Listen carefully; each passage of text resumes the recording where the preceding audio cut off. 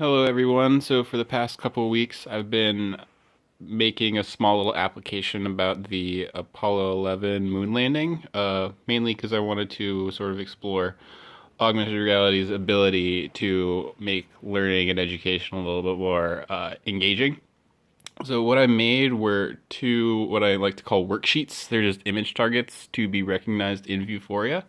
So this one just sort of gives a little background information on the Apollo 11 journey to the moon slash space race. And this one is sort of just the whole flight path and just mapping out the entire journey to and from the moon. So I have these set into my Vuforia database as image targets. And once I get the application loading, you'll see um, how they're used to sort of emphasize what they're showing. Yeah. So now that the application is open, we can look at our worksheets and see what they do. So this first one, like I said before, just to give us historical context, we're just going to see JFK giving the famous speech that he gave, addressing the public, saying that we need to go to the moon. And then once we see that, we're actually going to see the Saturn V rocket, the one that left orbit. We're going to actually see that launch and go into space. So you'll see what I'm talking about. There is no strife, no prejudice, no national conflict in outer space as yet. Its hazards are hostile to us all.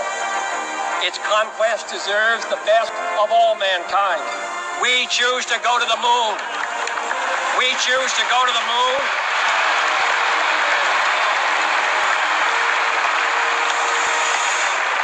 We choose to go to the moon in this decade and do the other things, not because they are easy, but because they are hard.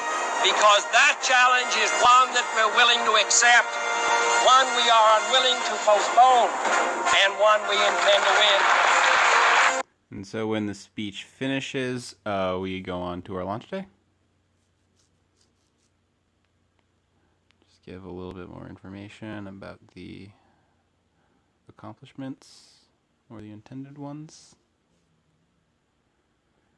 So now we move on to the actual launch. So I do actually have some background sort of noise. I do have in the background, it's just actual audio of preparation from the Kennedy Space Center.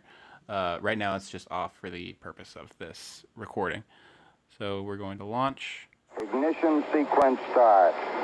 6, 5, 4, 3, 2, 1, 0. All engine running. Liftoff. We have a liftoff. 32 minutes past the hour. Liftoff on Apollo 11. Tower cleared. So that's it for this first worksheet.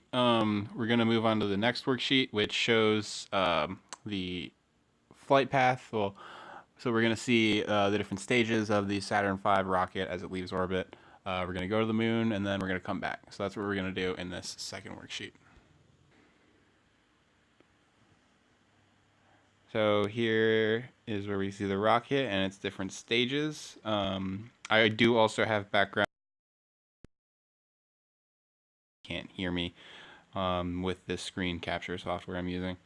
But this is the first stage, so we have these buttons that move from stage 1 to stage 2, stage 2 to stage 3, and these little boxes of text just give little fun facts on, what's happening at each stage, like what engines are being fired, how far it's going, how much fuel is being used.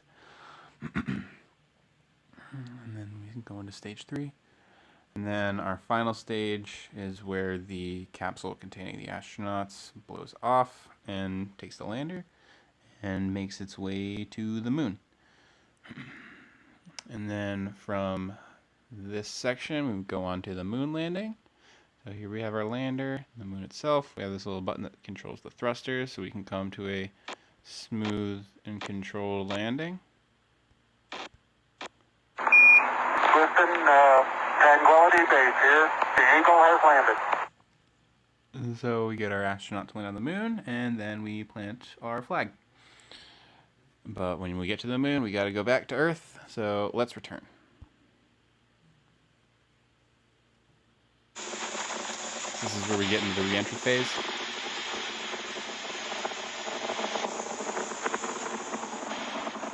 some more fun facts, and then re-entry itself. And so as we re-enter, we get closer and closer to Earth itself. So at this point, we need to deploy parachutes and slow down. And then this is the portion where we actually land in the ocean. And sort of the finale, where we just get a little bit more information on the Apollo missions as a whole, and just American spaceflight as a whole also.